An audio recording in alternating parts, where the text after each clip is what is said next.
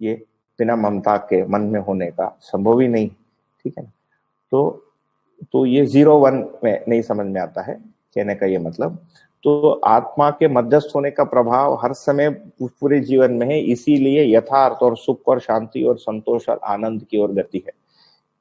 दूसरे भाषा में सुख और शांति और संतोष का कोई ना कोई भास आभास हमको है ही, तभी इन शब्दों को सुनकर हम उसके साथ रेजोनेट, है ना, एक हमको लगता है कि इसका अर्थ कुछ समझ में आ रहा है।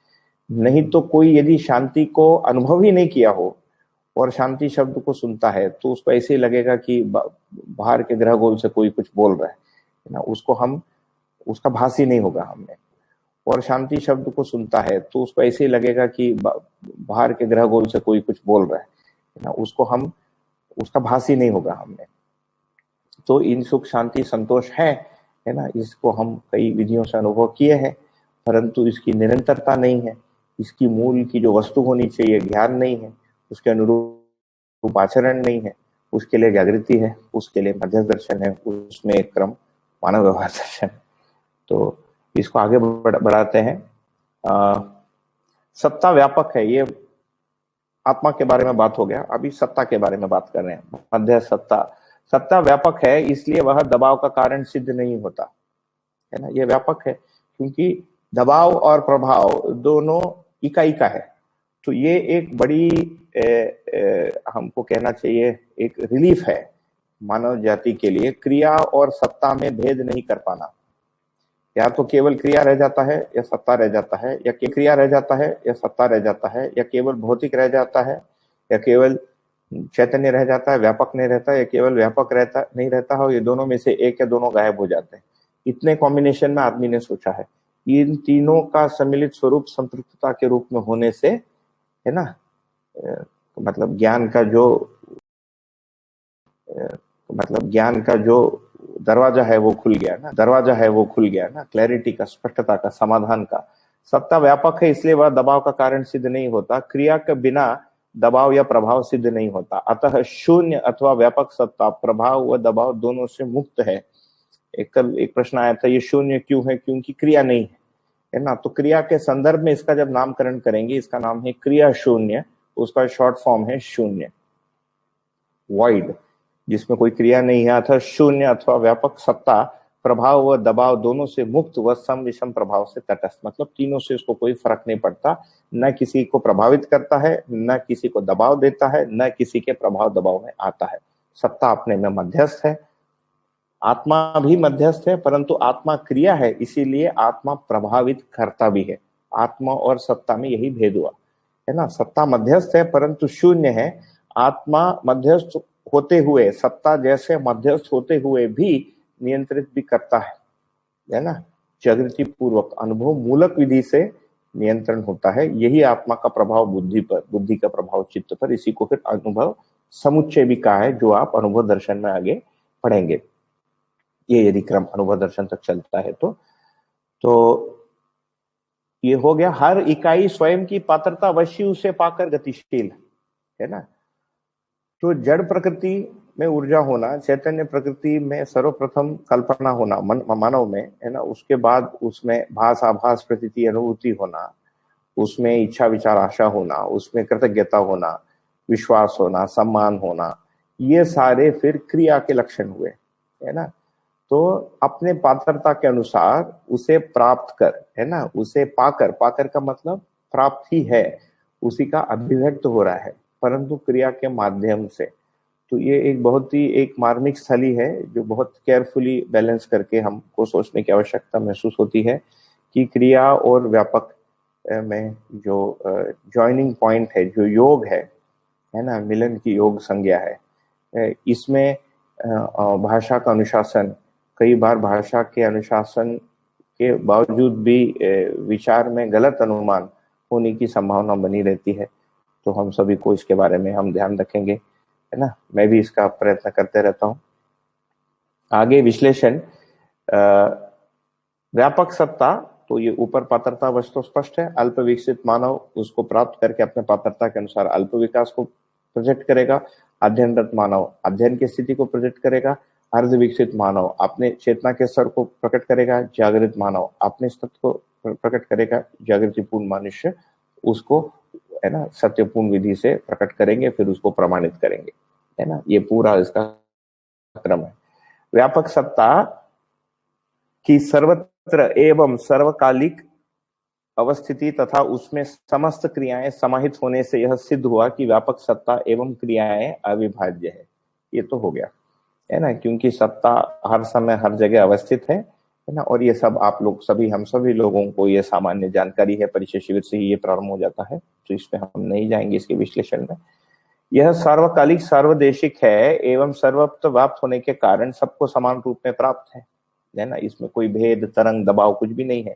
इसलिए यह सिद्ध होता है कि सभी शून्य में संरक्षित व नियंत्रित है ना। तो संरक्षित व नियंत्रित होने का मतलब क्या है? इकाई शून्य में रहने से खत्म नहीं हो रही है ना। दूसरे भाषा में नागराज जी ने एक बार कवितात्मक ढंग से लिखा था कि व्यापक वस्तु सबको अपने पेट में रहने देता है ना। ये एक कवितात्मक व्यंजना है, परंतु संरक्षित है, नियंत्रित भी है। इसका मतलब क्या है कि क्रिया की सीमा है, और क्रिया की सीमा उसके सभी ओर सत्ता के होने से ही पता चलता है। जैसे मेरे शरीर की आकृति की एक सीमा है, ये सीमा स्वयं में सत्ता है ना। इसी सत्ता के होने से, जैसे मेरी क्रिया यहाँ खत्म हो गई, बाल की क्रिया या इस कपड़े की कमीज की क्रिया, इस रूप में इसको समझ सकते हैं। यह नियंत्रण ही इकाई की चेष्टा का मूल कारण है ना। मूल चेष्टा का मतलब श्रम गति परिणाम, ये दूसरे अध्याय में ही पूरा हो चुका होगा इसी पुस्तक में। इसलिए सत्ता को महाकारण संज्ञा से भी जाना जाता है। सत्ता ही मूल कारण है, यह सभी के ऊर्जित होने का कारण है ना। और चेतना संपन्न, ऊर्जित का जड़ में ऊर्जित और चेतना में, चैतन्य में चेतना संपन्न, ठीक है। तो क्रिया के संदर्भ में व्यापक संज्ञा या ये शून्य संज्ञा है। क्रिया सीमित होने के कारण इसी वस्तु को व्यापक कह रहे हैं, इसी शून्य को। इसमें होने से क्रिया करने के लिए ऊर्जा प्राप्त होने के कारण इसका नाम साम्य ऊर्जा। इसमें हर समय एक सा नियंत्रण उपलब्ध होने के कारण इसका संज्ञा सत्ता बना, है ना। और चैतन्य इकाई इसमें होने के कारण चैतन्यता को व्यक्त करती है, इसीलिए इसका नाम चेतना है। व्यापक वस्तु एक ही है, क्रिया के गठन एवं उसके पात्रता के भेद से क्रियाओं के संप्रेषणा, अभिव्यक्ति, उनकी क्रियाशीलता, गुण, स्वभाव, धर्म, रूप में भेद दिख रहा है। ये एक महत्वपूर्ण बिंदु है दर्शन का, और काफी प्रारंभिक बिंदु भी है अस्तित्व दर्शन का। आगे, यह विकल्प अखंड समाज सार्वभौम व्यवस्था के रूप में है। इसको विकल्प कह रहे हैं यहाँ पर। विकल्प पर प्रस्तुति हो ही गई। विकल्प को कई विधियों से देखा जा सकता है, उसमें हम नहीं जाएंगे, परंतु ये अखंड समाज सार्वभौम व्यवस्था के लिए है। ये अपने में एक विकल्प है ना, कि इसके अध्ययन से, इसके अभ्यास से अखंड समाज और सार्वभौम व्यवस्था की संभावना बनती है। ये अपने में एक विकल्प है ना। किसका विकल्प? भौतिकवाद और आदर्शवाद का विकल्प। आदर्शवाद का मतलब आदि दैवीवाद, है ना, आध्यात्मवाद और आदि भौतिकवाद, ठीक है। इस प्रस्ताव में मानव ही अखंड समाज सार्वभौम व्यवस्था का प्रमाण देना प्रतिपादित है। मानव ही इसको प्रमाणित करेगा, है ना। तो इसीलिए अस्तित्व मूलक मानव केंद्रित चिंतन है। मानव ही जागृति पूर्वक इसको प्रमाणित करेगा, और कोई वस्तु समझने की या प्रमाणित करने की वस्तु दूसरा कुछ अस्तित्व में नहीं है। साथ ही मानव ही प्रमाण होने की साक्षी को भी संजो लिया है। मानव स्वयं साक्षी है इसका। इस मुद्दे पर सर्व मानव का ध्यान आकर्षण करना आवश्यक है ही, तभी हम लिख रहे हैं। और ये यूट्यूब में जो हो रहा है ये भी वही ध्यान आकर्षण है ना। इस क्रम में समुदाय चेतना से मानव चेतना, है ना, मानव चेतना से समाज चेतना में परिवर्तित होना ही महत्वपूर्ण घटना है। तो अभी समुदाय चेतना का मतलब भ्रमित स्थिति, प्रिय हित लाभ, मान्यता पूर्वक, और मानव चेतना या समाज चेतना का मतलब न्याय धर्म सत्य दृष्टि, न्याय धर्माधर्म सत्य सत्य दृष्टि, अखंड समाज सार्वभौम व्यवस्था के अर्थ में मूल्यांकन करना। यही न्यायपूर्ण विचार, इसी से बनेगा, है ना। ये महत्वपूर्ण घटना है किसके लिए? मनुष्य के लिए, मानव के लिए। ऐसे स्थिति की सफलता मानव ही शिक्षा संस्कार पूर्वक सर्वतोमुखी समाधान संपन्न होना ही एकमात्र उपाय है। सभी को समाधान होना पड़ेगा, तभी हम लोग बैठे हैं यूट्यूब पे। इसे सार्थक बनाने के क्रम में ही व्यवहार दर्शन मानव के सम्मुख प्रस्तुत है। इस प्रकार समग्र विकास और जागृति को परंपरा में प्रमाणित करने हेतु एकमात्र इकाई मानव है, क्योंकि अस्तित्व में केवल मानव ही दृष्टापद प्रतिष्ठा में है। मानव ही दृष्टा है, ईश्वर दृष्टा नहीं है ना, व्यापक वस्तु दृष्टा नहीं है। ये बहुत स्पष्ट रूप से इसमें आ रहा है। मानव ही दृष्टा है और मनुष्य में दृष्टा क्या है, इसका रहस्य मुक्ति मन वृत्ति चित्त बुद्धि के परस्पर नियंत्रण से इन्होंने इसको दर्शाया है। भ्रमित मानव के द्वारा भ्रमित मानव के 4 ऐश्वर्यों रूप बल धन पद और धन का शोषण होता है। ये भी सामान्य सी जानकारी है ना हमारे लिए। आगे बढ़ेंगे। जागृति का वैभव ही अज्ञान का निराकरण है ना। तो अज्ञान को हटाने के लिए कोई अलग कार्यक्रम नहीं है, जागृत होना ही कार्यक्रम है ना। यह ज्ञान के अध्ययन से ही अजागृति, दूसरे भाषा में अमानवीयता के अभ्यास से अमानवीयता का समीक्षा और अमानवीयता हटेगा। अमानवीयता को दूर करना या भ्रम को हटाना कोई अलग कार्यक्रम नहीं है। इसीलिए भी महत्वपूर्ण है। मैंने कल भी बताया था कि कोई भी दर्शन ऐतिहासिक विधि से भी रखा जाता है। तो ऐतिहासिक विधि में कई ऐसे प्रस्ताव आए हैं जिसमें जागृति और मोक्ष और सच्चाई यथार्थ चैतन्य मन बुद्धि है ना, चित्त अहंकार आत्मा, ये सारे शब्द हैं। उसकी कुछ अर्थ भी है, उसका कोई कल्पना भी है, कई व्याख्याएं भी हैं, कई शाखाएं हैं। परंतु इनमें से कईयों में दुख का निवारण है ना, या अमानवीयता से दूर होना या बंधन से मुक्त होना को एक कार्यक्रम एक अभ्यास के रूप में बता है। यहाँ महत्वपूर्ण है कि अपराधहीन व्यवहार के लिए व्यवस्था को स्वीकारना, अन्यायहीन विचार के लिए सामाजिक आचरण को स्वीकारना, असक्ति रहित इच्छा के लिए अध्ययन एवं संस्कार को संजो लेना तथा अज्ञान रहित बुद्धि के लिए अंतर्नियमन को करना। ये बेसिकली अध्ययन विधि है। ये जो 4 शब्द है पूरा इसी के अंदर कंप्रेस्ड है ना, कंटेन्ड है इसी के अंदर। ठीक। अविकसित के प्रति आसक्ति या आकर्षण से ही विवशता है जो जागृति को अवरुद्ध करती है। ये भी हम बात कर चुके हैं है ना। परानुषंगीयता, जैसे भ्रमित परंपरा में मानव पशुओं के सदृश जीना देखा गया है ना। इसकी व्याख्या में हम नहीं जाएंगे कि कितनी विधियों से हम पशुओं के सदृश जीते हैं। अविकसित विकसित के लिए साधन ही सिद्ध हुआ है और विकसित अविकसित के लिए साध्य। अविकसित का मतलब जड़, विकसित का मतलब चैतन्य, मतलब अविकसित का मतलब जड़ पक्ष, विकसित का मतलब चैतन्य पक्ष। ठीक है ना। तो चैतन्य पक्ष को जड़ पक्ष का उपयोग कर स्वयं को जानने पहचानने तथा सुख संतोष है ना और शांति के लिए प्रयत्न करना, न कि जड़ पक्ष को साध्य मानकर। तो अध्ययन की विधि में भी जैसे हम स्वधन का अभ्यास करते हैं, कर्म अभ्यास का अभ्यास करते हैं, कोई हो सकता है कि कहीं पर है ना किसी व्यवसाय में कार्यरत हो, किसी का कोई उद्योग हो, सुनने वालों में से कई लोग मैंने उसमें भी ये होगा है ना, मैंने हो सकता है कि किसी जॉब विशेष में भी होगा। तो ये सारे फिर साधन है, ये साध्य नहीं है ना। साध्य क्या है? अपने को ही साधना है, यही साध्य है। साधन का सदुपयोग ही विकास और उसका दुरुपयोग ही ह्रास का द्योतक है। यहाँ साधन का क्या तात्पर्य है? ये तीनों तन मन धन रूपी अर्थ है ना। तो तन मन धन का सदुपयोग ही विकास और इन तीनों का दुरुपयोग। दुरुपयोग का मतलब मन में आवेश और ये सब की तो बात होगी। विकसित का एक सूत्रवत अनुकरण तथा अनुसरण पूर्वक स्वयं स्फूर्त होना ही और जागृति को प्रमाणित करना ही सर्व मानव का वैभव है। तो मानव का वैभव जागृति को प्रमाणित करने से ही होगा और विकसित के अनुकरण पूर्वक ही ये संभव है। विकसित मतलब जो जागृत हो चुके हैं उन्हीं का अनुकरण अनुसरण है। जागृत कैसे हुए उसका पूरा सूचना इस पुस्तक में लिखा है। जागृति पूर्वक जीने का दृश्य कैसे बनता वो पूरा मनोविज्ञान पुस्तक में लिखा है ना, जागृत जीवन का। तो इससे अर्थ हमको भाषाभास हो सकता है। तो ये इसका क्रम है। विश्राम या समाधान बौद्धिकता का वैभव है। क्या मतलब हुआ इसका? एक मिनट, ये हाथ आ गया, ये ठीक हो गया। विश्राम या समाधान बौद्धिकता का वैभव है ना। इसका मतलब ये है कि बौद्धिकता किसको कह रहे हैं? जीवन को कह रहे हैं। तो जीवन विश्रामस्थ होता है और समाधान जीवन को ही होता है ना।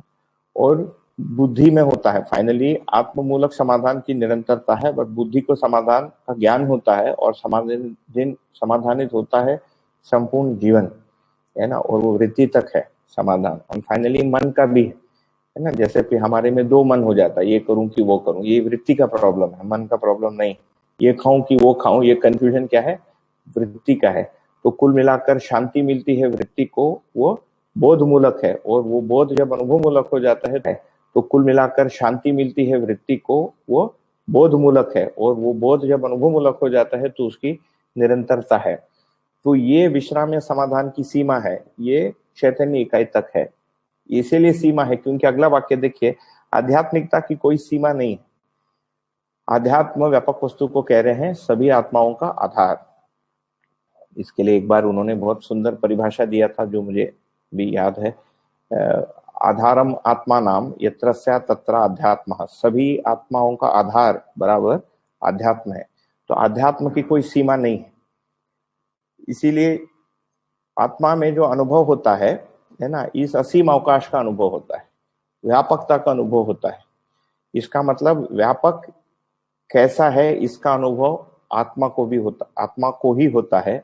व्यापक के होने का बोध बुद्धि को होता है ना। उसका फिर नीचे प्रतीति भास और आभास है ना, जैसे शून्य है ये हमको आज भास होता है ना, वैसा तो फाइनली इसका अनुभव करने वाली जो इकाई है ये आत्मा है। यही फिर इसकी सीमा नहीं है, इसीलिए फिर ज्ञान असीम ज्ञान है ना, इसीलिए ज्ञान की सीमा नहीं है। व्यापक वस्तु में सहस्तित्व रूपी समझ ही समाधान है। तो व्यापक भी समझ में आता है, व्यापक में अन्य क्रियाएं हैं ये संपृक्त है, ये भी समझ में आता है। इसका समझ किसको हो रहा है, फिर बुद्धि को बोध हो रहा है, यही समाधान है। इसे प्रमाणित करना ही सर्व मानव का सौभाग्य है, हम सभी का सौभाग्य है ना, समझ पूर्वक।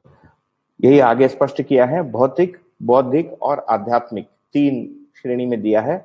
भौतिक परिणामवादी, बौद्धिक अमरत्ववादी चैतन्य तथा आध्यात्मिकता नित्यवादी। इसीलिए आपको याद होगा, इसके पूर्व के किसी एक अध्याय में आया होगा, भौतिक सुख क्षणिक, बौद्धिक सुख दीर्घ परिणामी तथा आध्यात्मिक सुख नित्य परिणामी है ना। ये इसी से जुड़ता है। तो नित्य सुख के लिए आध्यात्मिक सुख वो अनुभव के पहले नहीं है, उसके पहले दीर्घ परिणामी सुख ये बौद्धिक सुख है ना। और उसके पहले भौतिकवादिता जब तक है, भौतिकवादी जितने सुख है हमारे ये सारे क्षणिक है। आज भी हम इसको देख सकते हैं, जितना भी हम भौतिक वस्तुओं का उपयोग पंच इंद्रियों के द्वारा करते हैं, उसका आस्वादन करते हैं, इनका जो सुख है ये क्षणिक है। और ऐसे क्षणिक सुख को बारंबार दोहराने के लिए फिर कामना बनती है। वो एक लॉक है ना, जिसमें लिखा, आप लाइन सुने होंगे, इच्छा के लिए क्रिया तथा क्रिया के लिए इच्छा व्यस्त है ना, जिसकी लोक संज्ञा है। तो उसी को फिर हम दुनिया मान लेते हैं, इसलिए उसकी लोक संज्ञा है ना। ये इसी दर्शन में और एक जगह आता है, इसी पुस्तक में। तो ये इस जगह से जुड़ता है, ठीक है ना। और बौद्धिकता अमरत्ववादी, तो साक्षात्कार पूर्वक जीवन के होने की स्वीकृति का मतलब हमको अपने अमरत्व का, निरंतरता का, या अपने में ही निरंतर क्रिया को स्वीकारने की बात बनेगी। बौद्धिकता में व्यवहारिकता भी समाया हुआ है। आज भी हम देख ही सकते हैं, हमारा जो भी अभी अनुभव होता है व्यवहार को लेके, उस व्यवहारिकता में जो भी अच्छा लगा, इसका सुख लंबे समय के लिए रहता है। हम जब जब उसका स्मरण करते हैं उसका आस्वादन हमको मिलता है ना। जैसे कोई अच्छा व्यवहार हुआ, कोई एक अच्छा समय हुआ, तो उस अच्छे व्यवहार को जब जब हम जीवन में स्मरण, अपने में स्मरण करते हैं, उसका सुख का आस्वादन मिलता है। परंतु जो भौतिकवादी परिणाम है, जो एक बार उसका अनुभव हुआ है ना, रुचि मूलक इंद्रिय अनुभव, उसको जब जब स्मरण करते हैं है ना, उसकी अपेक्षा पुनः जगती है। उसका सुख नहीं मिलता, वैसे ही सुख पुनः मिलने की अपेक्षा जगती है, जो एक कामना के रूप में प्रकट होता है। इसीलिए ये क्षणिक है, ऐसा हमको ज्ञान होता है। अगला, चैतन्य इकाई के संस्कार भेद से ही इसकी क्षमता, योग्यता एवं पात्रता है। ये भी बहुत ही सरल है ना। तो ये संस्कार भेद काफी एक ये है, जैसे आप आगे कर्म दर्शन में हम देखेंगे, इसमें है ना, आप सभी लोग पढ़े ही होंगे कि 7 प्रकार की इच्छाएं होती है ना। तो उसमें 4 जो है श्रेष्ठ हैं और 3 उतने श्रेष्ठ नहीं है ना। जैसे तन मन धन को अर्थ के लिए लगा देना है ना, फिर तन मन धन को किसी कामना के लिए लगा देना है ना, फिर वैसे ही तन मन धन या धन प्राप्ति के लिए हम धर्म या व्यवस्था का उपयोग करना, उसके लिए हम मोक्ष का उपयोग करना है ना, वही ज्ञान व्यापार। पैसा कमाने के लिए ज्ञान को बेचना है ना, ये है मैंने क्या हो गया, मोक्ष के या अर्थ के लिए मोक्ष है ना, वैसे ही अर्थ के लिए धर्म, अर्थ के लिए काम, ठीक है ना। तो ये सारे संस्कार के भेद हैं, और मन में, वृत्ति में, चित्त में जो भी स्वीकृतियां हैं हमारे, कुसंस्कार या सुसंस्कार के भेद से हैं। उसमें अल्प विकसित हमने देखा, एक अर्ध विकसित है ना, और मनुष्य में फिर जागृत और पूर्ण जागृत भी है। इसी में फिर भेद है, दूसरे किसी भी चीज में भेद नहीं है। ये भी एक रहस्य मुक्ति का बिंदु बन गया।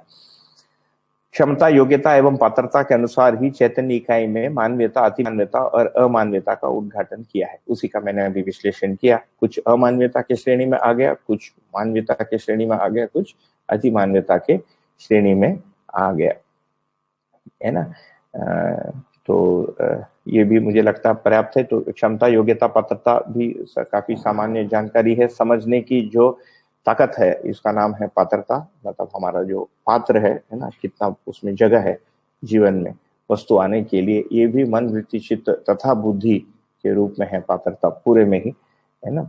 क्योंकि मन में जैसे स्वागत भाव का होना, आपने में पात्रता है। मन में स्वागत भाव नहीं होना, है ना, या वृत्ति में न्याय, धर्म, सत्य की अपेक्षा नहीं होने से क्या होगा कि जैसे यथार्थ का सूचना या जानकारी हमको मिली और इसको हमने प्रिय अप्रिय विधि से यदि तुलन किया तो उसको हम रिजेक्ट कर देते हैं कि ये गलत है, ऐसा हो ही नहीं सकता। या सही को लेते हैं, रिजेक्ट नहीं करते हैं, उसको अपने अनुसार बना लेते हैं, वो भी प्रिय अप्रिय ही है, वो भी एक पात्रता ही है ना। जैसे एक ही बुक को पढ़ के मैं भिन्न मान लेता हूँ, आप थोड़ा भिन्न मान लेते हैं, इसका कारण यही है, भाषा एक ही है, अर्थ भी कई बार एक ही होता है, निष्कर्ष भिन्न हो जाते हैं, ये उसका वो है। तो ये क्षमता, योग्यता, पात्रता, तो ये जो पात्रता का मतलब समझने की ताकत है ना, ग्राह्यता या ग्रहणशीलता, उसके अनुसार जीने के लिए जो भी हम वहन करते हैं, इसका नाम है क्षमता, है ना। और उसको अभिव्यक्त करने के लिए, उसको बनाए रखना ही क्षमता है। जानने के बाद मानना, मानने के बाद पहचानना,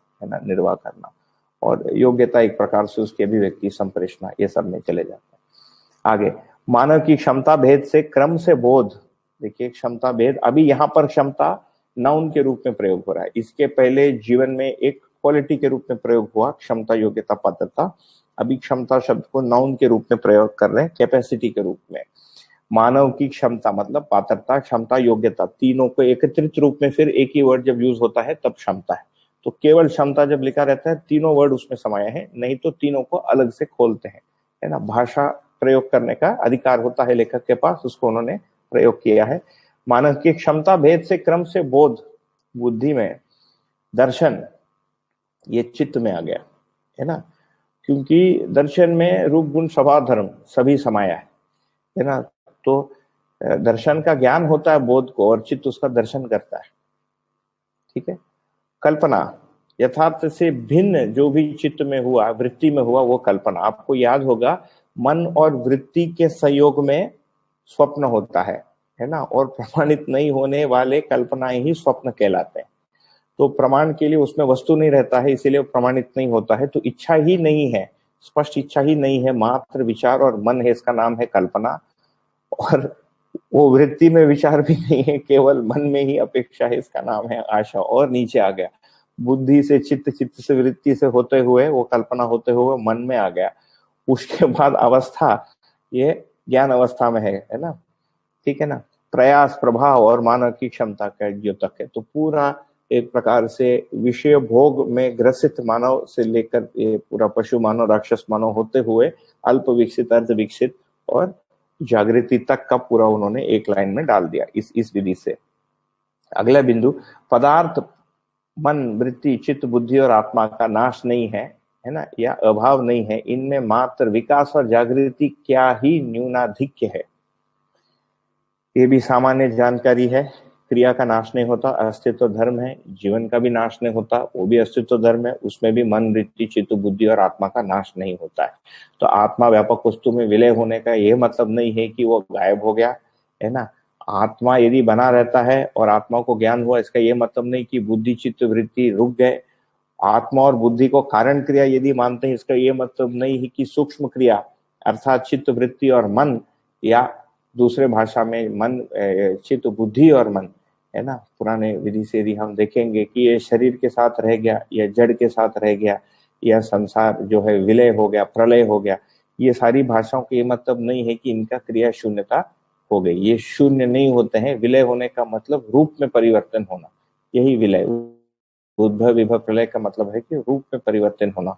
उद्भव का मतलब रूप बनना, है ना, ये उद्भव विभव प्रलय है, इसी से जुड़ता है। इनमें मात्र विकास और जागृति, विकास या जागृति या तो अधिक है या कम है, इतना भेद होता है। ये पूरा सहअस्तित्व, विकास क्रम, विकास, जागृति क्रम, जागृति की पूरी श्रृंखला, ये दो एक बिंदुओं में है ना। पुनः एक पावर पैक्ड कैप्सूल, और ये देखकर खुशी हो रही है कि हम आखिरी पेज पे पहुंच गए, है ना। तो हम समय से पूरा भी कर लेंगे, इसी खुशी में पानी पिया जाए। 152 पेज में हम आ गए।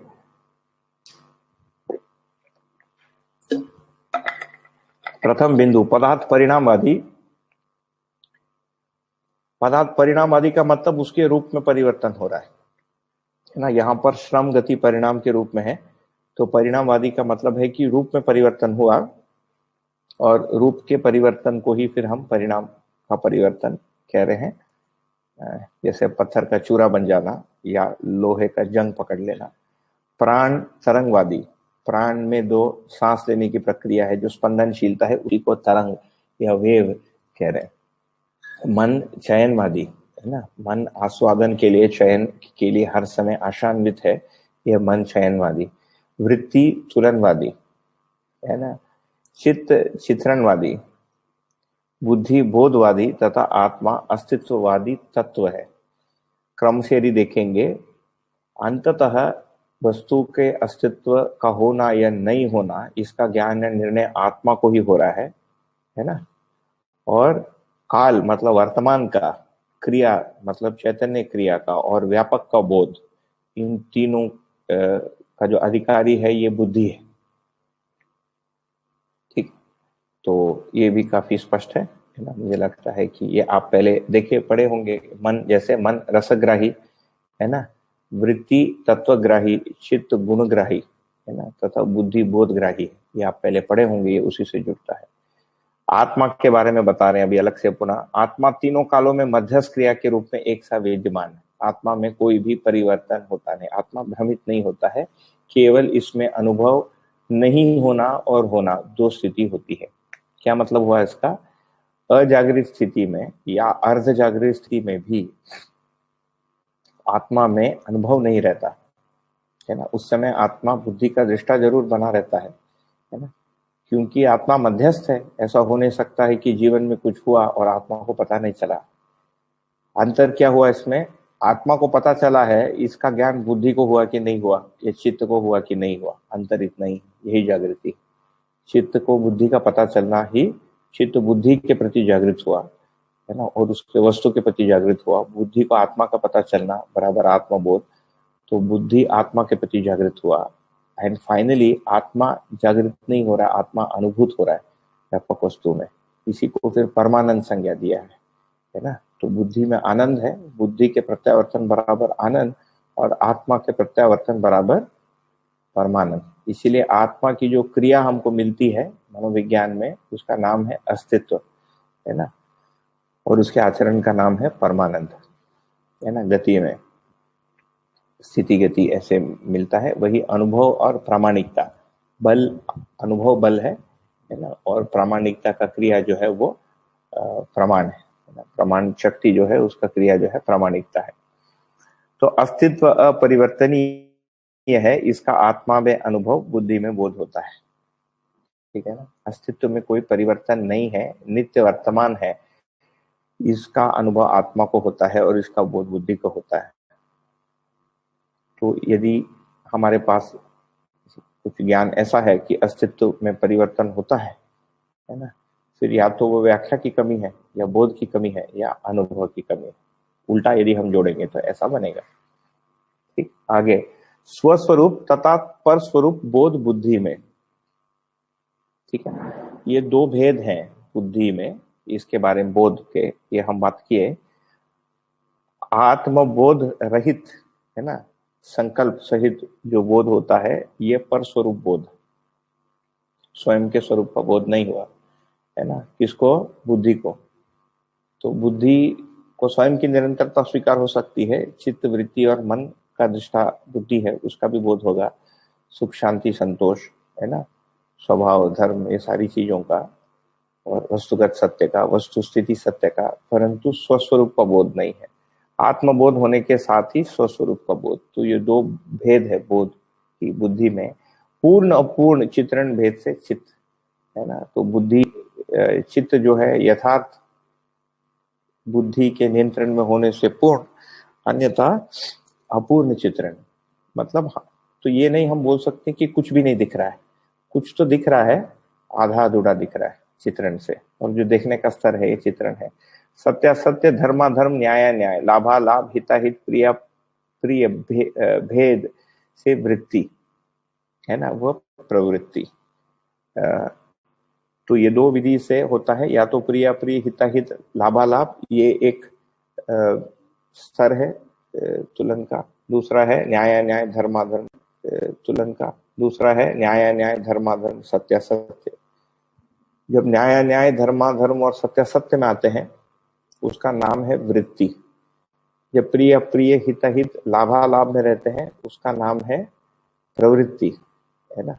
और न्याय न्याय, धर्माधर्म, सत्यासत्य पूर्ण रूप से सत्य के अनुशासन में पूर्ण स्वतंत्रता जब हो जाती है उसका नाम है निवृत्ति। तो ये तीन भाषा आता है, प्रवृत्ति, वृत्ति और निवृत्ति। वो प्रवृत्ति में पूर्वानुक्रम या परानुक्रम भेद मन से तथा उसकी चयन क्रिया है, इसके बारे में तो हम बात कर चुके हैं, आगे बढ़ेंगे। वृत्ति चित्त, बुद्धि व आत्मा के अनुकूल प्रेरणा की पूर्वानुक्रम तथा प्राण, हृदय, शरीर और उसके व्यवहार व्यवसाय के अनुकूल व्यवस्था या दबाव की परानुक्रम संज्ञा है। पूर्वानुक्रम तो काफी डिटेल में हम लोग कई बार, 2-4 बार हो गया है। मन का जो संबंध है शरीर से, मन के लिए परानुक्रम क्या है ना। मन के लिए परानुक्रम है उससे भिन्न बाहर तो शरीर है। तो मन का संबंध जो मेधस से है यह प्राण के द्वारा है ना, मन प्राण के द्वारा मेधस से संबंधित है, और मेधस का संबंध हृदय से है। दूसरे भाषा में शरीर में भी देखेंगे तो हृदय मेधस के नियंत्रण में है ना। तो और पूर्ण शरीर ही मेधस या ब्रेन के, मेधस का मतलब ब्रेन, है ना, के नियंत्रण में है। और हृदय और ब्रेन के संचालन के साथ फिर शरीर द्वारा व्यवहार एवं व्यवसाय दोनों है। व्यवसाय का मतलब उत्पादन कार्य, है ना। व्यवसाय एक कॉम्पोजिट टर्म है। हम जब उत्पादन कहते हैं कई बार ये लगता है कि केवल भौतिक रासायनिक वस्तु को हमने उत्पादन कर लिया। व्यवसाय में वो पूरे ट्रांजैक्शन इन्वॉल्व है ना, प्लानिंग करना, उत्पादन करना, उसका संरक्षण करना, उसको विनिमय करना, उसका वस्तु मूल्य मिलना, है ना, उसका श्रम मूल्य होना, वो पूरी जो साइकिल है उसका नाम है व्यवसाय। तो व्यवहार व्यवसाय के अनुकूल व्यवस्था या दबाव ही परानुक्रम है। मतलब क्या हुआ, व्यवसाय और व्यवहार का दबाव शरीर पर, उसका प्रभाव मेधस पर, उसका प्रभाव प्राण का, प्राण से प्रभाव मन पर, है ना। तो शरीर का प्रभाव मन पर जब कह रहे हैं तो इतना सारा उसके बेस में हो रहा है। आगे ये जो स्थितियां हैं इसको बताया है, दर्शाया है। भौतिक रासायनिक वस्तु व सेवा में आसक्ति से संग्रह, लोभ व कामुकता। क्या मतलब हुआ इसका, जीवन का और मन, वृत्ति, चित्त का, मतलब मन यदि इसमें आसक्त है, किसमें, भौतिक रासायनिक वस्तु में, है ना, जड़ वस्तु में। तो जड़ वस्तु दो प्रकार मतलब दोनों है जड़ वस्तु व्यवहार काल में। शरीर है ये भी जड़ है, मतलब भौतिक रासायनिक है। और दूसरा शरीर से भिन्न जो वस्तुएं बाहर है, जैसे गाड़ी घोड़ा इत्यादि, घर, है ना, जमीन जायदाद, ये सारी चीजें, ये बाहर की वस्तुएं हैं, है ना। इसमें आसक्ति होने से संग्रह और लोभ की मानसिकता बनेगी, और शरीर में आसक्ति से कामुकता की ये बनती है प्रवृत्ति, है ना, जीवन में। क्यों, क्योंकि मन इसमें आसक्त है, और उस आसक्त मन का दबाव वृत्ति पर है, और उस आसक्त मन से दबावित वृत्ति का दबाव चित्त पर है। इसीलिए चित्त में व्यवस्था है इसको पूरा करने के लिए, किस चीज का, संग्रह, लोभ व कामुकता का करने के लिए, किस चीज का, संग्रह, लोभ व कामुकता का। प्राण तत्व में आसक्ति से द्वेष, मोह, मद, क्रोध और दर्प, है ना।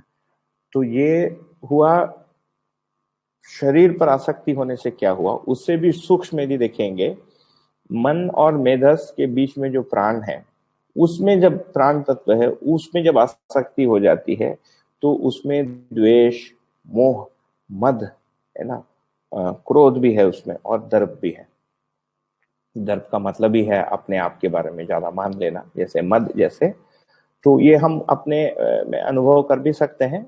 कल या परसों भी मैंने उसका थोड़ा सा रखा था कि कई बार ये हम खुद भी देखते हैं, लोगों में भी देखते हैं कि बहुत ज्यादा शारीरिक थकान होने से, भूख ज्यादा लगने से, प्यास ज्यादा लगने से, ज्यादा समय लाइन में खड़े रहने से हम क्रोधित हो जाते हैं, है ना। ज्यादा समय लाइन में खड़े रहने से क्या हुआ, वो अपेक्षा जो है मन की पूरी नहीं हो पा रही है ना। और वो प्राण तत्व में आसक्ति रहने से प्राण का उद्वेलित होना, उससे मन का उद्वेलित होना होता है, इसीलिए फिर क्रोध के रूप में व्यक्त होता है। तो क्रोधित होने के लिए फिर वो चित्त तक बाध्य होना पड़ेगा, क्योंकि उसमें फिर विचार और इच्छा सारा ही समा जाता है। ये पूरी की पूरी फिर क्रोध की घटना है। मद में भी ऐसा ही है, मोह में भी ऐसा ही है ना, द्वेष में भी ऐसा ही है। तो जीने की, नेक्स्ट, जीवत्व अथवा जीने की आशा में आसक्ति से अभिमान, अज्ञान, ईर्ष्या और मत्सर। तो क्रम से जो आसक्तियां हैं, देखिए 3 जगह पर दिया। एक है भौतिक रासायनिक वस्तु, मतलब शरीर और बाह्य वस्तु। दूसरा प्राण तत्व, उससे भी सूक्ष्म यदि देखेंगे तो मन ही में आसक्त होना, जीवन अपने मन में ही आसक्त है, यही जीने की आशा में आसक्त है। ये जीवों के सदृश जीना यहीं से जुड़ता है। से अभिमान, ये अभिमान कहाँ मिलेगा, चित्त में। किससे, क्योंकि जीवन की आसक्ति मन में ही है। अज्ञान है ना, ईर्ष्या और मत्सर, दूसरे को हानि पहुंचाने के लिए जो प्लानिंग करते हैं, ये मत्सर है ना। किसको कैसे चोट पहुंचाना, इसकी जो पूरी प्लानिंग की प्रक्रिया है, ये मत्सर है। यह अजागृत मानव की प्रवृत्तियां हैं, जिसको शुद्ध रूप में अजागृति कह रहे हैं, है ना। तो यहाँ पर ये फिर अल्प विकसित में होते हुए भी अल्प विकसित का टाइटल भी मिलने योग्य नहीं हुआ। इससे उभरना ही फिर अल्प विकसित है, उसके बाद अर्ध विकसित, है ना, मतलब अर्ध जागृत, जागृत और पूर्ण जागृत की कथा है।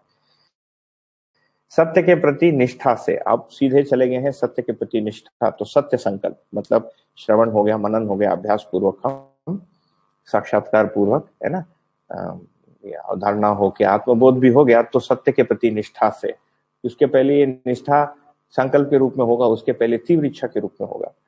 निष्ठा से कर्तव्य में दृढ़ता, असंग्रह है ना, संग्रह के जगह अर्थ असंग्रह, सरलता, अभिमान की जगह सरलता, ठीक है। तो अभिमान में मैं केवल अपनी ही श्रेष्ठता को देख रहा हूं, सरलता में सभी में श्रेष्ठता को देख रहा हूं। सभी में जो श्रेष्ठताएं हैं, है ना, उसको मैं देख रहा हूं दूसरों में, है ना। वही अपने से ज्यादा श्रेष्ठ जब दिखता है, या अपने जैसे श्रेष्ठ, तो उसमें गौरवान्वित हम महसूस करते हैं, है ना। कई बार निपुणता में भी कई लोग हमसे ज्यादा श्रेष्ठ रहते हैं, कई लोगों की कुशलता भी हमारे से ज्यादा श्रेष्ठ होती है। इससे फिर हमारे आचरण में सरलता व्यक्त होता है, तथा अभयता व प्रेमपूर्ण मूल प्रवृत्तियां सक्रिय होती, किससे, सत्य के प्रति निष्ठा से। ठीक, कैसे क्या होता है और कैसे जाएगा, दोनों दे दिया। पूर्ण बोध का अवसर इस भूमि पर केवल मानव को ही है, जीवों को नहीं है, ना कोई करने वाली 5वीं कोई अवस्था है, अन्य किसी इकाई को, है ना, नहीं है। इसलिए मानव इसके बिना सुखी नहीं, क्योंकि उसको पूर्ण बोध का अवसर है तो करके रहना ही पड़ेगा। इसीलिए उसके बिना सुखी नहीं है का मतलब क्या है, सुख की निरंतरता नहीं। तो जब केवल केवल जैसे हमने देखा कि केवल क्षमता यूज होता है, तो उसमें क्षमता, योग्यता, पात्रता तीनों है ना। वैसे ही जब केवल सामाजिकता यूज होता है तो सामाजिकता उपयोग होता है, यूज का मतलब सामाजिकता और व्यवहारिकता दोनों समाया है। वैसे ही जब केवल सुख शब्द का उपयोग होता है, सुख, शांति, संतोष, आनंद, चारों उसमें समाया। मनुष्य सुख धर्मी है का मतलब आनंद धर्मी है मनुष्य, है ना। आनंद ही मनुष्य का धर्म है, उसका पता चलता है, प्रारंभिक क्रम जो है उसका सुख है।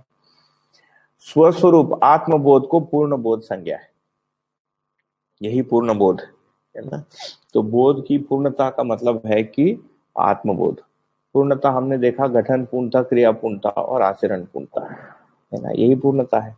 तो पूर्ण के परिभाषा में जाएंगे तो 3 पूर्णताएं हैं, गठन पूर्णता, क्रिया पूर्णता, आचरण पूर्णता। यही इस दर्शन के अनुसंधान के बिंदु भी है। ये जो पूर्णता का बोध है ना, ये नागराज जी नामक जो साधक को हुआ, या जिस व्यक्ति को हम नागराज जी के नाम से जानते रहे, उनको जो बोध हुआ, यही अनुसंधान का बिंदु है।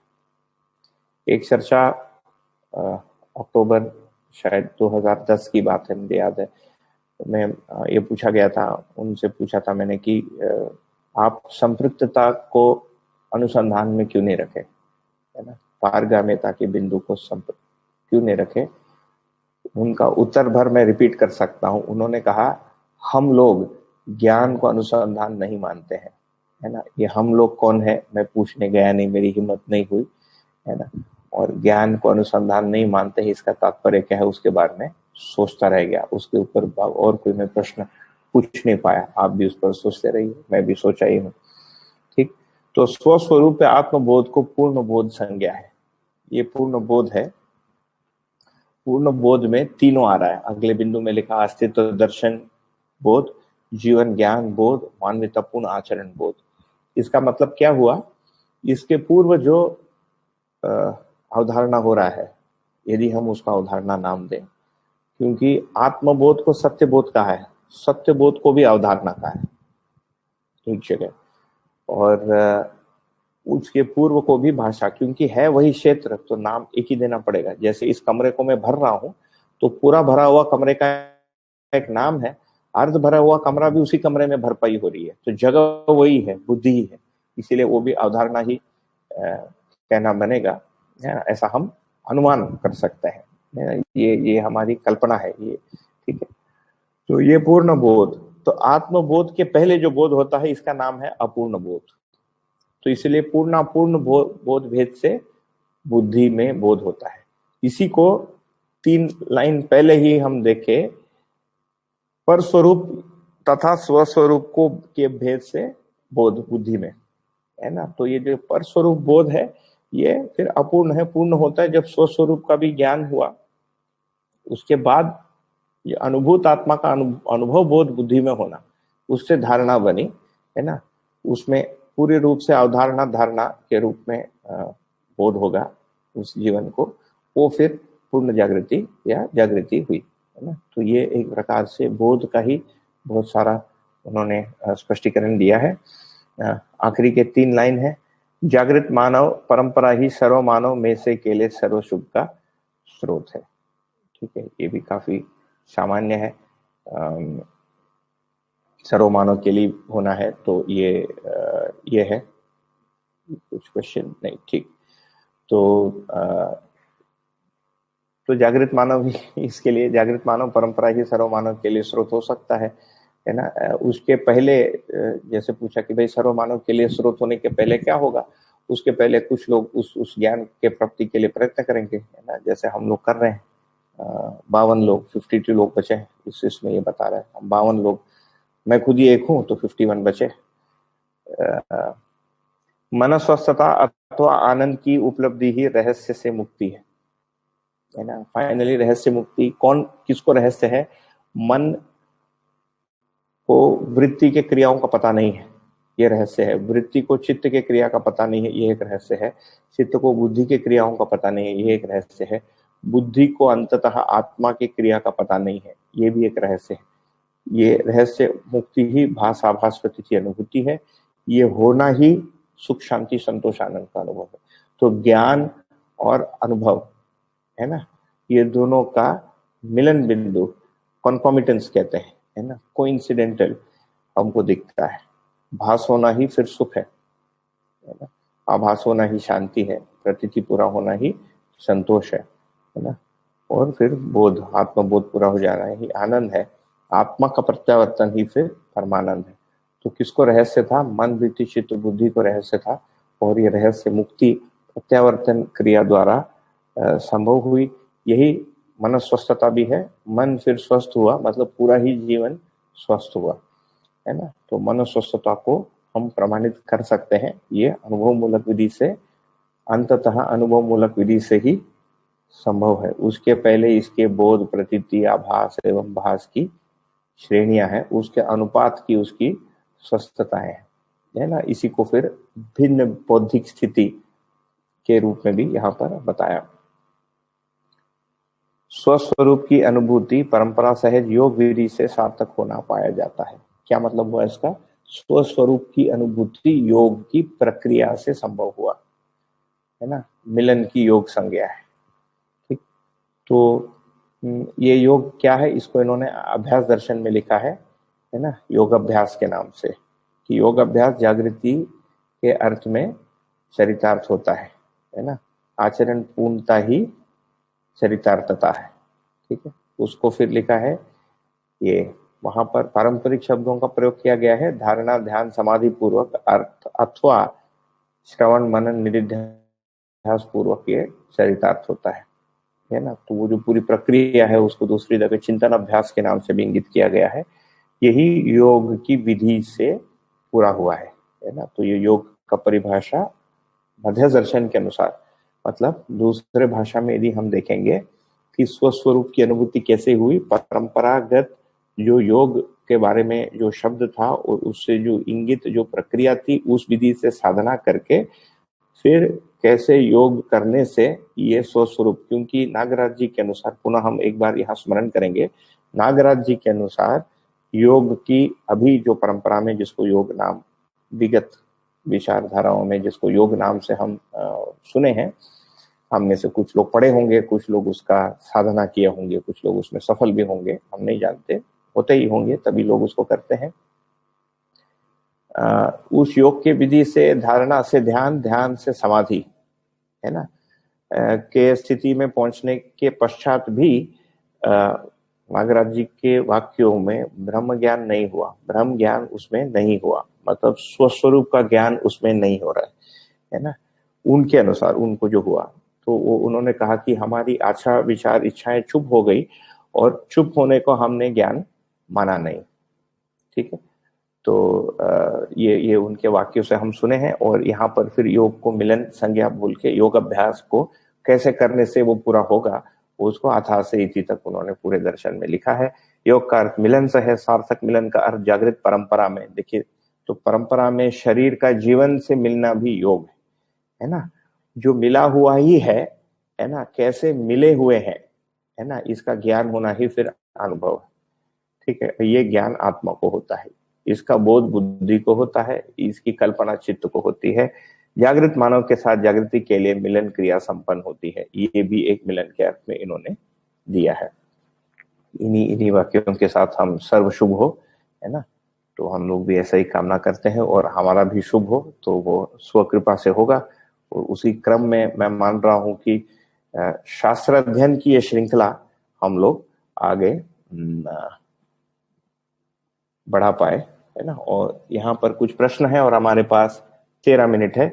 अध्याय 17 व्यापक ही अपनी, और भी आ रहा है आप देख लीजिए, और 2-3 लोग कुछ लिख रहे हैं अभी तक के, ठीक है।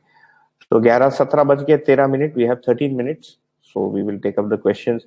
व्यापक ही अपनी अभिव्यक्ति संप्रेषणा मानव द्वारा करता है। नहीं, व्यापक को कर्ता पद नहीं है, जीवन को ही, मानव को कर्ता पद है ना। और जागृति के अनुरूप जब जीवन की क्रियाएं हो जाती है तब उसको कर्ता कह रहे हैं। तो जीवन की एक क्रिया जब उसके गुरु क्रिया के अनुसार जब चलती है तब करता है। तो व्यापक कर कुछ नहीं रहा है, अथवा समस्त इकाइयां व्यापक में संपृक्त होने से व्यापक की ही अभिव्यक्ति परस्पर गुणात्मकता है। नहीं, अभिव्यक्त हो रहा है क्रिया, है ना। तो जड़ क्रिया में मूल में ऊर्जा संपन्नता होना ये व्यापक वस्तु है। उसके बाद जो अभिव्यक्त हो रहा है क्रिया, जैसे मैं अभी जो बोल रहा हूं, ये मैं बोल रहा हूं, ये व्यापक नहीं बोल रहा है। यदि हम बोलेंगे व्यापक मेरे ओर से बोल रहा है, तो यदि मैं गलत बोल रहा हूं तो व्यापक गलत हो गया, है ना, यहां पहुंच जाएंगे, ठीक है ना। और फिर व्यापक ने आपके ऊपर दया कृपा करुणा किया, ऐसा हो जाएगा। दया कृपा करुणा मनुष्य का है, उस व्यापक वस्तु में ऊर्जित रहने के कारण ये ऊर्जा मनुष्य में ज्ञान के रूप में है, उसी को फिर चेतना कह रहे हैं। दूसरा, व्यापक ऊर्जा स्वरूप कैसे है और तो क्रिया शून्य कैसी है, ये तो मुझे लगता है स्पष्ट हो गया, है ना। ये क्रिया नहीं है इसीलिए उसका नाम क्रिया शून्य है, इसीलिए उसका नाम शून्य है। प्रेरणा व प्रभाव को स्पष्ट करें, तो ये प्रेरणा व प्रभाव, तो ये प्रेरणा प्रभाव दोनों एक ही है ना। यदि हम जीवन क्रियाओं के रूप में देखेंगे तो गुरु क्रिया का प्रेरणा लघु क्रिया के ऊपर होता है या गुरु वस्तु का प्रेरणा लघु वस्तु के लिए होता है, यही उसका प्रभाव, ठीक है ना। और लघु वस्तु का गुरु वस्तु पर जो होता है ये दबाव है ना। यहाँ पर ये आगे कर्म दर्शन में दबाव तरंग वो फिर जड़ के लिए है, ये चर्चा यहाँ पर चैतन्य के लिए है, वहां पर भिन्न विधि से आप करेंगे, ठीक। व्यतिरेक क्या है? व्यतिरेक का मतलब गलती है ना, खोटा भी। मैं खुद ही हिंदी का कोई विशेषज्ञ नहीं हूं, तो मैंने जो नागराज जी से भाषा सुना उसको मैं रिपीट कर रहा हूँ। मैं हिंदी ज्यादातर इसी दर्शन में आके सीखा हूँ। तो व्यतिरेक का मतलब खराबी या खोट, कमी। परंपरा में समाधि को स्वबोध मानते हैं, ये कौन सी परंपरा है आप हमको देखना। में 17 दर्शनों का उल्लेख है और उसमें से प्रत्येक दर्शन के 2-2, 3-3 शाखाएं है ना। ये आस्तिक दर्शन, जिसको नास्तिक दर्शन के नाम से जाना जाता है, वो भी 2 है, उनके भी 2-2, 3-3 शाखाएं। जिसको नास्तिक दर्शन के नाम से जाना जाता है, वो भी 2 है, उनके भी 2-2, 3-3 शाखाएं हो गई। उसमें एक एक का कौन कौन सा का क्या समाधि है वो देखने जाएंगे। तो परंपरा अपने में एक बहुत बड़ा माने ओशन है ना। उसके कौन से आइलैंड में बैठ के हम बात कर रहे हैं वो हमको बात करना पड़ेगा, और उसमें मछलियां भी बहुत ज्यादा है, तो उसको हम अलग से ही बात करेंगे। नागराज जी के अनुसार उनके परिवार परंपरा में जिसको समाधि बताया गया था आगम तंत्र उपासना विधि से, है ना, उसमें उनको ज्ञान नहीं हुआ, स्वबोध उसमें नहीं हुआ, ठीक है ना। स्वबोध का मतलब आत्मबोध। इसका ये मतलब नहीं कि कुछ भी नहीं हुआ, ज्ञान नहीं हुआ का मतलब है कि पूर्ण ज्ञान नहीं हुआ। कई बार सुन के ऐसा लगता है प्रारंभिक क्रम में कि समाधि में कुछ नहीं हुआ का मतलब फिर वो समाधि पुरुष और असमाधि पुरुष दोनों एक ही साथ बैठ के मने भोग में लिप्त है, ऐसा नहीं है ना। तो वो जीवन की बहुत एक श्रेष्ठ एक स्थिति है ना। और जिस स्थिति को हम समझते नहीं उसके प्रति मूल्यांकन समीक्षा करना भी बनता नहीं है ना। बिना किसी क्रिया को किए या बिना किसी ग्रंथ को पढ़े उसकी व्याख्या या टिप्पणी हम कैसे करें, है ना, ये संभव नहीं है, और ये एक ग्रंथ नहीं है। नागराज जी के अनुसार जो समाधि की स्थिति थी उसमें उनकी आशा विचार इच्छाएं चुप हो गई। उन्होंने कहा कि ये वही समाधि है जिसका उल्लेख पतंजल योग सूत्र में लिखा है ना। योग सूत्र में लिखा है धारणा के लिए, वो धारणा ध्यान समाधि की विधि से गए, तो उससे हमको सोचना पड़ेगा, उसका हम स्मरण कर सकते हैं। अभी धारणा को लिखा है देश बंध चित्त से धारणा, है ना। चित्त किसी देश और काल में बंधित हो जाए, है ना, स्थिर हो गए, इसका नाम है धारणा। ध्यान के लिए लिखा है तत्र प्रत्येकतांता ध्यानम, उसके किसी बिंदु में टिक जाए, इसका नाम ध्यान है। तत्र अर्थमेकतांता ध्यानम, उसके किसी बिंदु में टिक जाए, इसका नाम ध्यान है।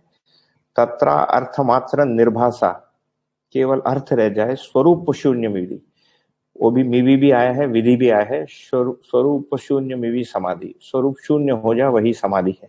इस स्थिति तक वो पहुंच गए जिसमें स्वरूप शून्य हो गया, उसमें ब्रह्म ज्ञान होगा ऐसा बताया गया। इस स्थिति में ब्रह्म ज्ञान नहीं हुआ। अब ये जो परंपरा में जो समाधियां हैं, जो अलग अलग लोग देखे हैं, सुने हैं, पढ़े हैं, वो समाधि में यही होता है कि उसकी पहले की कुछ है, बाद की कुछ है, वो देखना। तो इस परिभाषा के समाधि में उनको ज्ञान नहीं हुआ, ऐसा कहना बनेगा, ठीक है।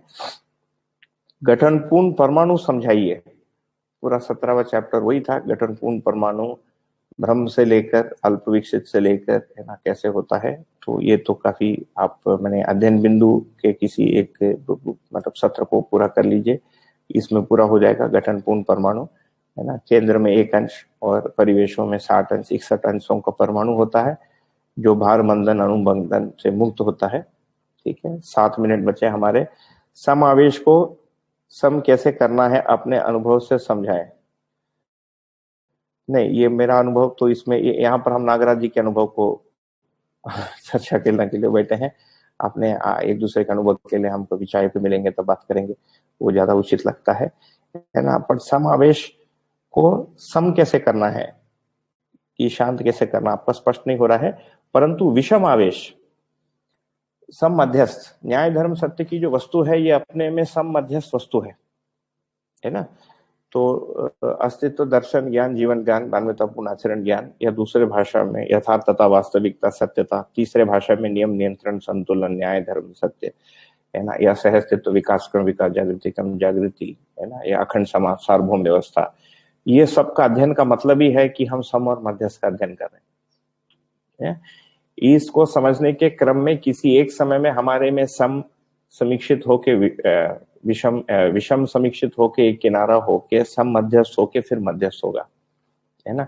सम मध्यस्थ कब होगा? जब बुद्धि में अवधारणा बन जाएगा, है ना। तो उसमें एक छोटी सी कंफ्यूजन की जगह रहती है, जो काफी बड़ी कंफ्यूजन की जगह है, कि यथार्थता से भिन्न समझ ही भ्रम है।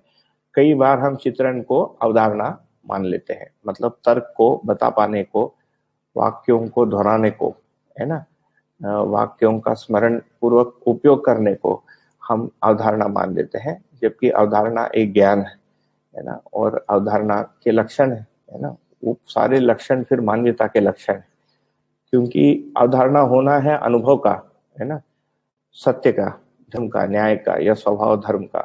तो विकसित चेतना का ही अवधारणा होना है। तो अवधारणा में अमान्यता का प्रवेश नहीं है। तो अवधारणा के ज्ञान के साथ जो व्यक्ति जीते हैं, है ना, उसमें भी फिर माने मानवीयता के अनुरूप ही हमको वृत्ति दिखेगी, है ना, प्रवृत्तियां सब एक किनारी हो जाएंगी, है ना। जैसे सत्य भाषण नहीं होना, मात्सर्य नहीं होना, मद नहीं होना, नहीं होना, मद नहीं होना, ईर्ष्या नहीं होना, द्वेष नहीं होना, है ना, झूठ नहीं बोलना, ये सारा है ना, सत्य भाषण। फिर मतलब निंदा नहीं करना, असत्य भाषण, ये उस मानुभाषण में आपको मिल जाएगा 4 वाले एडिशन में, है ना। तो ये सारी चीजें दिखती है। तो ये आखिरी का ये बना हुआ, और ठीक है। तो मुझे लगता है कि 4 मिनट रुका है और हम लोग पूरा कर दिए। तो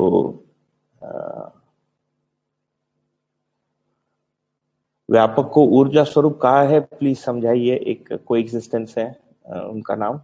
आपसे भैया मैं भाई साहब या भैया जो भी है, आपसे मैं रिक्वेस्ट करूंगा कि इसको किसी व्यक्ति के साथ, है ना, किसी शिविर में बैठ के, ये इस पर्टिकुलर चैप्टर के, वो चैप्टर 1 है मानव व्यवहार दर्शन का, जिसमें व्यापक वस्तु को ऊर्जा में समझाया है।